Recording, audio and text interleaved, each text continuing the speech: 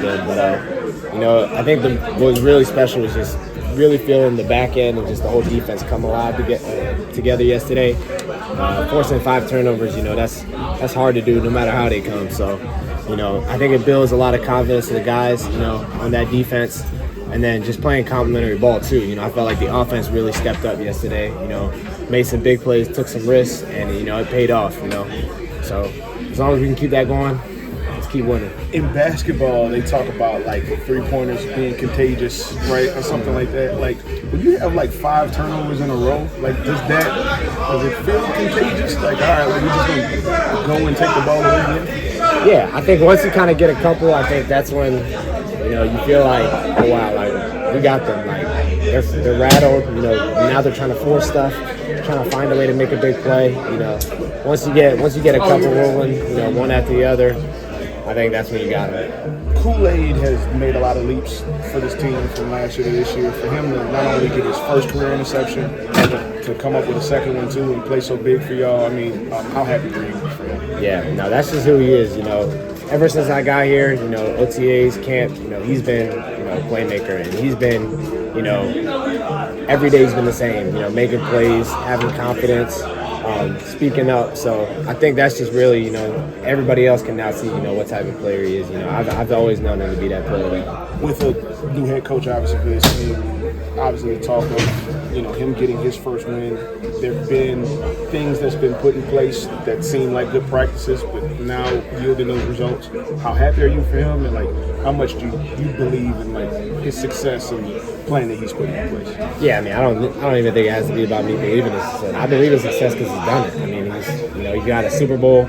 He's been really successful all the places he's been. So I think the trust has always been there. But we went through a little bump, had a little tough stretch, but the belief and the goals are still the same for us. So awesome to get his first win, but at the end of the day, we're ready to go get this next one. It didn't end up being a turnover, but Terrell Burgess, I mean, the play that he made on that flea flicker seemed like a huge momentum shift there for you guys. Yeah. Just what was that moment like? Just Terrell is super reliable. You know what you're going to get from him. A guy who doesn't make mistakes really. Always reliable to do his job, and it seemed like nobody else was ready for that play. But having one guy who's always going to be ready and not let the team down, that's him. So he's been an anchor for us, and someone guys can lean on. Really familiar with Staley and the system, so always speaking up and helping guys understand concepts more, and that's just says a lot about who he is as a person and who he is as a leader. Jonas, were you as happy when you reviewed that game with your deep coverage on the when they tested you down the sideline and playing it clean, turning your head? I mean, are you as happy with that as any of the other plays you made this year? Yeah, I mean, I never want to give up, a catch. Thinking back to it, I think I could have tracked the ball a little better. I think I got a little stuck to the man a little too much. I knew the ball was coming to him by the way he was looking up and running. So, I knew I had to get my eyes around and, play the man. But, I love picks. So, I think looking back at him, like, that's another one I think I could have got. There was a couple of that game that I think I could have got. I don't know if it's as true of a safety as a corner, but I mean, now that you've been playing an elevated role, I mean, have you noticed teams testing you and trying to make sure that you show you can stand up to it? And a little bit. I think being a safety, you kind of always have to be ready to get tested since you're the last line. If a team wants a big play, it's going to be on a safety generally. So understanding that, you got to be ready for anything.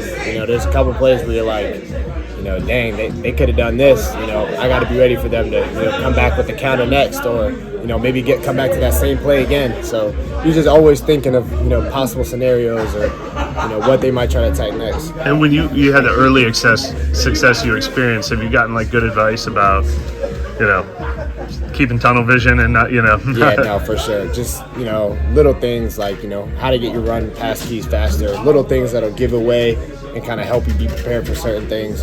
Justin's done a good job with that, but really all the guys in the safety room, Jordan, TB, Ugo, they've all done a good job just helping me out. Whether they're, playing or have a big role or whether or not, they're all super smart guys who've had success in their career. So that's one, great advantage I've had of being in this room. How much were the takeaways emphasized in practice, or was it just opportunities? Yeah, no, every day, every meeting, you know, they're emphasized, you know, especially, you know, Coach Brown, the corners coach, you know, even when we're warming up for practice, you know, he's holding the ball like this and just wants you to punch it out just to, you know, get used to that. And I think that really is starting to, you know, pay off. It's been a big thing emphasized over the offseason as well. So, you know, this is just the beginning for us.